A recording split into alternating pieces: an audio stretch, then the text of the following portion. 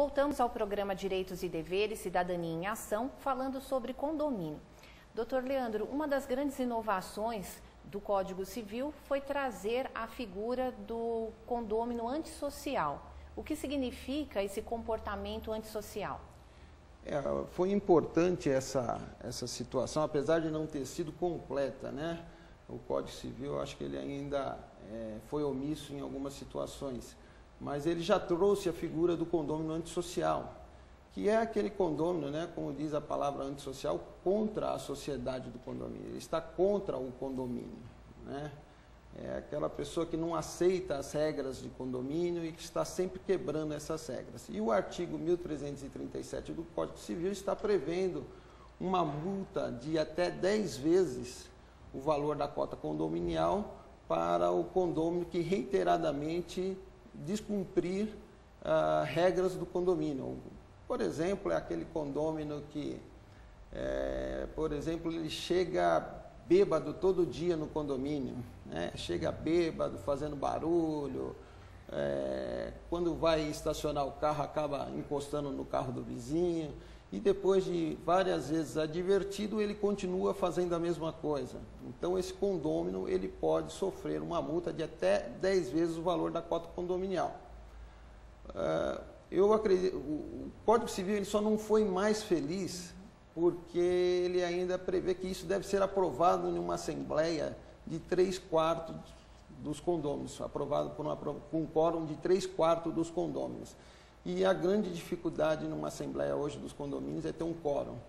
Então, para colocar isso em prática, a dificuldade é aprovar em assembleia. Não é dos presentes, é dos condôminos? Dos condôminos. É impossível, né? É praticamente impossível. É impossível. A que o senhor atribui essa dificuldade de conseguir esse quórum?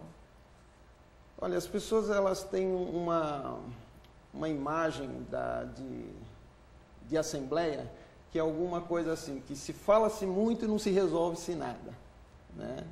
Então, as assembleias, quando elas são mais objetivas, existe já previamente uma ordem do dia a ser discutida. Então, quando se vai para uma assembleia e se discute objetivamente as situações que estão ali previstas, as pessoas acabam aderindo mais às assembleias, porque ela sabe que ela vai para discutir um assunto, esse assunto vai ser discutido de forma objetiva e resolvido rapidamente.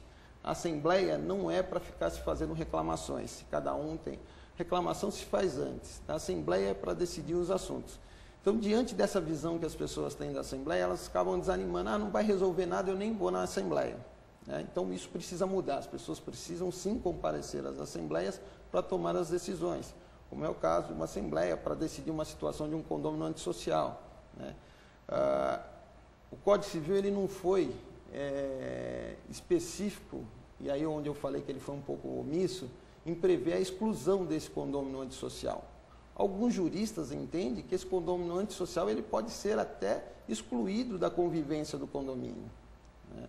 Então, esta situação, sempre decidida em assembleia, seria importante com a presença da maioria dos condôminos, que não é uma coisa tão simples excluir um condômino, né, da convivência. Tem o seu direito de propriedade, uma série de situações que deve ser apurada aí nesse sentido. Uma coisa que me veio agora é uma coisa interessante. Viver em condomínio é aprender a exercer cidadania também. Exatamente. Né? Assim como as pessoas que vivem em condomínio não conseguem exercer ali o seu direito, né? Eles só sabem cobrar do síndico, mas não sabem participar das decisões, votar conscientemente, acontece na sociedade de modo geral, né? Que escolhem mal seus governantes e depois fica 4 anos, né, reclamando. Exatamente, que o cara não faz nada. Não faz nada. E em condomínio eles têm a possibilidade de participar ativamente, porque muitas das decisões são tomadas em assembleia. Então ele tem que comparecer em assembleia para tomar a decisão. Então eles não comparecem, as decisões são tomadas e depois reclama-se do que está sendo feito. Alguém toma a decisão por eles e reclama-se das decisões. Alguém toma Eu já vi essa história em Brasília. Já. É algo parecido? Parecido com isso. Infelizmente é o que acontece, doutor Casão. Doutor Leandro, eu tenho só uma dúvida em relação a uma coisa que me foi perguntada recentemente. Aquelas pessoas que não pagam as cotas condominiais, né?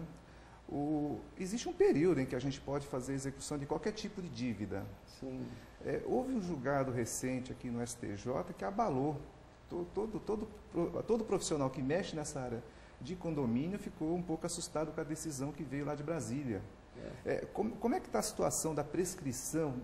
Como é que a gente pode, quanto tempo a gente pode cobrar uma cota condominial em atraso? Pois é, doutor Caso, essa foi uma situação, houve uma decisão agora em agosto de 2011 do STJ que realmente abalou todos os profissionais de direito que atuam na área de condomínio. Nós vínhamos de um Código Civil de 1916 que tinha uma prescrição de 20 anos. Né? Com o novo Código, essa prescrição entendia-se ser de 10 anos. E era a decisão de primeira instância e dos tribunais, a grande maioria das decisões vinham nesse sentido, de que a prescrição era de 10 anos. Essa decisão esse julgado do STJ modificou tudo isso, porque eles entenderam, de acordo com o artigo 206 lá do Código Civil, que há uma previsão da prescrição da cota condominial. Então, essa prescrição passou a ser de 5 anos. Né? Então, hoje, a cobrança de cota condominial, pelo menos é a orientação que se tem hoje, é de que 5 anos é o prazo. É o prazo para a cobrança do... Esse é o entendimento que vem do STJ, mas já está sendo aplicado nos graus inferiores aqui? A gente até orienta para que se utilize de 5 anos, para não correr o risco de futuramente perder o direito de cobrança dessas cotas condominiais. Né? Pode-se discutir isso ainda, as instâncias inferiores talvez possam acatar essa 10 anos, mas se chegar no STJ, provavelmente vai ser 5 anos. E é possível protestar essas cotas condominiais, doutor? Isso é uma outra discussão também, a questão do protesto. Se é possível ou não é, alguns são contra, outros são a favor. Eu entendo que sim, que é possível sim protestar as cotas condominiais. Tem uma lei federal, salvo engano, de 97 já, que prevê essa situação de protesto de outros títulos que não sejam títulos mercantis. E também existe uma lei estadual, salvo engano, se ela é de 2006, 2003, 2006, uma lei estadual que prevê especificamente o protesto de cota condominial. Inclusive eu estive junto com a deputada estadual, que é de Sorocaba, que foi autora dessa lei, e nós estivemos discutindo a respeito deste assunto, e eu achei interessante, é importante, até porque essa situação do protesto, os cartórios aqui de Guarulhos, eles têm aceito tranquilamente o protesto de cota condominial. Ele vem também a desafogar o judiciário com a quantidade de ações de cobrança de cota condominial que são impetradas diariamente em nossos tribunais. Então, o protesto eu acho que é válido e é importante, sim. Doutor, deixa eu fazer uma pergunta de cunho bem prático. Né? Temos diversos casos de locação. Né? O proprietário compra um imóvel para investir e faz a alocação daquele imóvel. O locatário vem e não paga as cotas. Quem é o executado? Quem está no polo passivo? É o proprietário. É o proprietário. É o proprietário. Isso é uma coisa interessante para o assinante saber. É importante. A responsabilidade é sempre do proprietário. Tem uma coisa que é um pouco mais técnica, né? Que os operadores do direito vão saber, que a dívida de condomínio ela é própria rem, ela é própria da coisa. Então, ela é uma dívida que ela está vinculada diretamente à unidade e responde pela dívida quem é o proprietário da unidade. Inclusive, se a pessoa adquirir um apartamento que tenha dívida, ela adquire junto à dívida. Né? Não adianta falar assim, não, a dívida era do proprietário anterior, não era minha. Não, a dívida é do proprietário atual. Quer dizer que uma dica de segurança para uma pessoa que tenha propriedades, né, em condomínios e viva do rendimento desses condomínios é de que ele tome cuidado com o pagamento da cota condominial pelo seu locatário. O que muitos proprietários têm adotado é que ele mesmo fica responsável em pagar a cota condominial. Então ele inclui o valor juntamente com o valor da locação, do aluguel, ele recebe o valor e ele que fica responsável pelo pagamento da cota condominial, para não ser pego de surpresa futuramente. Doutor, voltando um pouquinho sobre a questão da participação em assembleia, porque na sua resposta nós podemos entender que estamos estimulando o quê? O que é necessário no condomínio? Justamente a comunicação, o diálogo, que é o que falta entre as pessoas. Então, dentro de todas aquelas situações que nós apontamos, barulho excessivo, que seja uso indisciplinado nos espaços comuns, presença de animais que sejam nocivos, então, no primeiro momento, o ideal seria o uso do bom senso e fazer com que esse morador que se sente incomodado converse com o vizinho de uma forma amistosa. Se isso não for o suficiente, quais são os próximos passos desse morador? Sempre a conversa é uma primeira etapa, né? Agora, se não for possível, existe, como eu disse, na maioria dos condomínios, um livro de ocorrência onde se registra esses fatos para conhecimento do síndico. Ou se registra nesse livro de ocorrência, ou se faz uma notificação diretamente ao síndico para que ele tome conhecimento dos fatos. O síndico, diante dos fatos, tomando conhecimento desses fatos, ele vai apurar e vai começar a tomar suas providências. Inicialmente, o condômino, que é o infrator, ele deve tomar uma advertência. Se a advertência não resolver, ele vai ser multado. E se a multa não resolver, a multa não resolver, a esfera judicial. Então, pode-se até chegar a uma esfera judicial.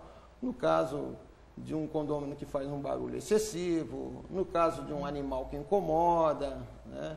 Então, a primeira etapa é conversar com o vizinho.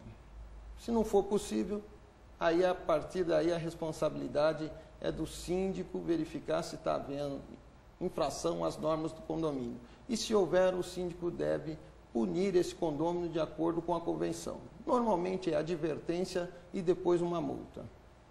Perfeito. E o síndico realmente ele é o manda-chuva da situação, né? Ele é o manda-chuva, mas essa é uma questão que você apontou importante. O síndico, ele não é dono do condomínio.